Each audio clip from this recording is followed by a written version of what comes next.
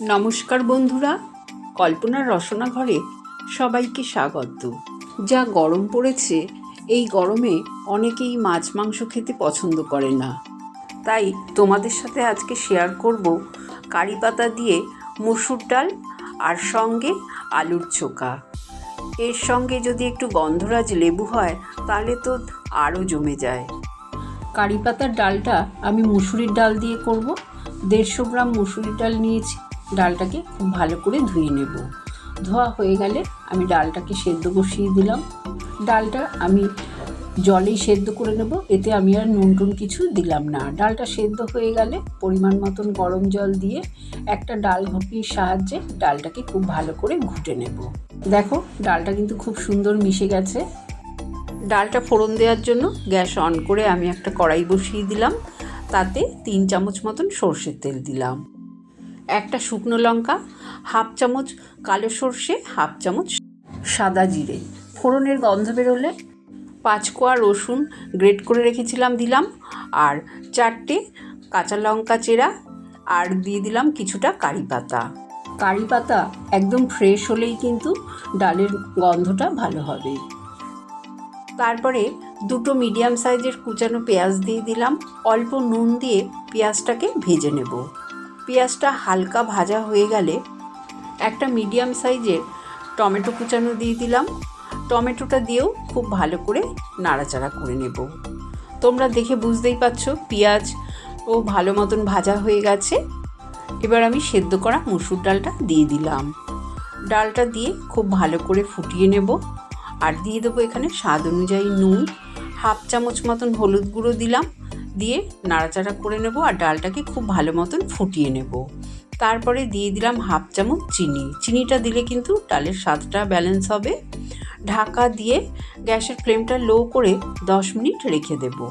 10 minute পর ঢাকনাটা খুলে তোমাদের দেখাচ্ছি। দেখো, ডালটা কিন্তু আমার হয়েই গেছে। দিয়ে দিলাম 1/2 চামচ ভাজা জিরের গুঁড়ো আর সামান্য ধনেপাতা কুচানো। ব্যাস, ডালটা ফুটিয়ে গ্যাসের ফ্লেম বন্ধ করে দিলাম। তৈরি হয়ে গেল সুস্বাদু কারি পাতা দিয়ে মসুর ডাল। এই ডালটা কিন্তু খেতে ভীষণ ভালো লাগে।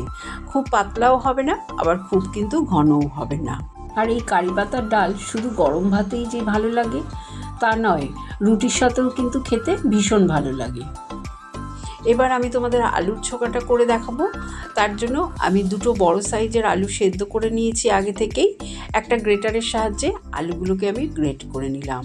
সব আলু আমার গ্রেট করা হয়ে গেলে গ্যাস অন করে আমি একটা ফ্রাইং প্যান বসিয়ে দিলাম। আর আলুর ছোকাটাও কিন্তু আমি সর্ষের তেলেই করব। 4 চামচ সর্ষের তেল দিয়েছি। 2টো শুকনো লঙ্কা দিয়ে দিলাম অর্ধেক করে। শুকনো লঙ্কা যখন ভাজা হয়ে যাবে আমি এখানে 4-5 কোয়া রসুন থেতো করে দিয়ে দিলাম। আর 2টো মিডিয়াম সাইজের পেঁয়াজ কুচিয়ে রেখেছিলাম দিয়ে দিলাম। এবার পেঁয়াজটাকে একটু ভালো করে ভেজে নেব। পেঁয়াজটা ভাজা হয়ে গেলে আমি দিয়ে দিলাম 3টে চেরা কাঁচা লঙ্কা আর একটা মিডিয়াম সাইজের টমেটো দিয়ে দিলাম। আর দিয়ে দেবো স্বাদ অনুযায়ী নুন। ঝালটা কিন্তু তোমরা বুঝে দেবে, যে যেমন ঝাল খাও। তবে আলুর ছোকা একটু ঝাল ঝাল হলেই কিন্তু খেতে ভালো লাগে। এই সবগুলো দিয়ে আবারও কিন্তু খুব ভালো করে নাড়াচাড়া করে নেব। যখন খুব ভালো করে সব কিছু ভাজা হয়ে যাবে আমি গ্রেট করা আলু সেদ্ধ দিয়ে দেব। আলু সেদ্ধ দিয়ে প্রথমে হাই ফ্লেমে 3-4 মিনিট এইভাবে নাড়াচাড়া করে নেব। তারপরে আমি দিয়ে দিলাম স্বাদ অনুযায়ী নুন। এর আগেও আমি নুন দিয়েছি, সেই বুঝে নুনটা দিলাম। আর গ্যাসের ফ্লেমটা একদম লোতে করে ভালো করে নাড়াচাড়া করতে হবে যতক্ষণ না আলুটা একদম কালারটা দেখবে একটু চেঞ্জ হয়ে যাবে, লালচে লালচে হয়ে যাবে। তারপরে আমি গ্যাসের ফ্লেমটা বন্ধ করে দেব। গরম ভাতে এই রকম আলুর ছোকা আর কারি পাতার ডাল আর সঙ্গে 1 টুকরো লেবু, এই গরমে কিন্তু দুপুরবেলাই বলো আর রাতেই বলো দারুণ লাগবে খেতে। তোমাদের যদি এই রেসিপি দুটো ভালো লাগে কমেন্ট করে জানিও। চ্যানেলটাকে লাইক শেয়ার করো। নতুন বন্ধু হয়ে থাকলে সাবস্ক্রাইব করো। সুস্থ থেকো, ভালো থেকো। ধন্যবাদ।